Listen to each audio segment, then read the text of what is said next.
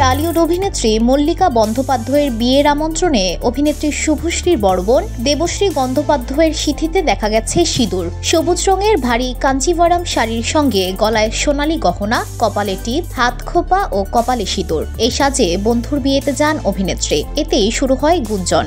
এমনকি সামাজিক মাধ্যমে অনেকেই শুভেচ্ছা বার্তা দিতে শুরু করেন তাকে। নেটিজেনদের অনেকেরই প্রশ্ন, তবে কি চুপি চুপি বিয়ে সারলেন শুভশ্রীর দিদি?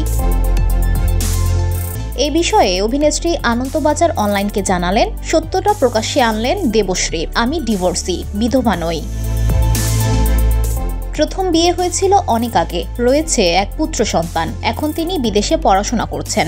বছর 3 আগে দ্বিতীয়বার বিয়ের পিঁড়িতে বসেছিলেন দেবশ্রী, কিন্তু সে সম্পর্ক খুব একটা সুখকর হয়নি। দেবশ্রীর দ্বিতীয় স্বামী ছিলেন পাঞ্জাবি, তবে বিয়ের কয়েক মাসের মধ্যেই আলাদা হয়ে যান তারা। এবার দেবশ্রীকে সিঁদুর পরা অবস্থায় দেখে নেটিজেনদের অনেকেরই প্রশ্ন, তবে কি তৃতীয়বার বিয়ের পিঁড়িতে বসছেন দেবশ্রী? তিনি বলেন, মল্লিকার বিয়েতে সিঁদুর পরে যাওয়ার পর থেকে শুভেচ্ছা বার্তা পাচ্ছি। আসলে খানিকটা বিরক্ত আমি।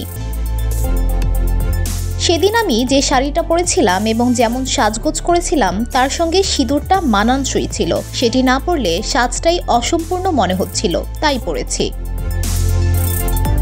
দেবশ্রী বলেন, আর আমি তো বিবাহ বিচ্ছিন্না, বিধবা নই। আমার সন্তানের বাবা এখনো বেঁচে আছে, তাই আমি সিঁদুর পরতেই পারি। আর সিঁদুর পরার জন্য এত কিছুর ভাবার দরকার সত্যিই আছে কি? আমি এমন কিছু করছি না যার কারণে সমাজের ক্ষতি হচ্ছে। তবে শুধু দেবশ্রী নয়, বলিউডের বর্ষিয়ান অভিনেত্রী রেখাও বিভিন্ন সময় সিঁদুর পরেন। যদিও সেই নিয়ে নানা মুনির নানা মত। তবে রেখাও একসময় জানিয়েছিলেন তিনি যে ধরনের সাজগোজ করেন তার সঙ্গে সিঁদুর বেশ মানানসই, তাই পরেন।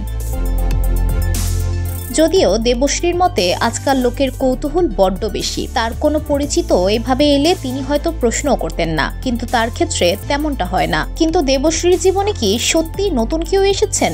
এমন প্রশ্নের উত্তরে দেবশ্রী বলেন, তেমন কোনো বিষয় নেই। আপাতত বিয়ের কথাও ভাবছেন না তিনি। VOD Bangla news desk.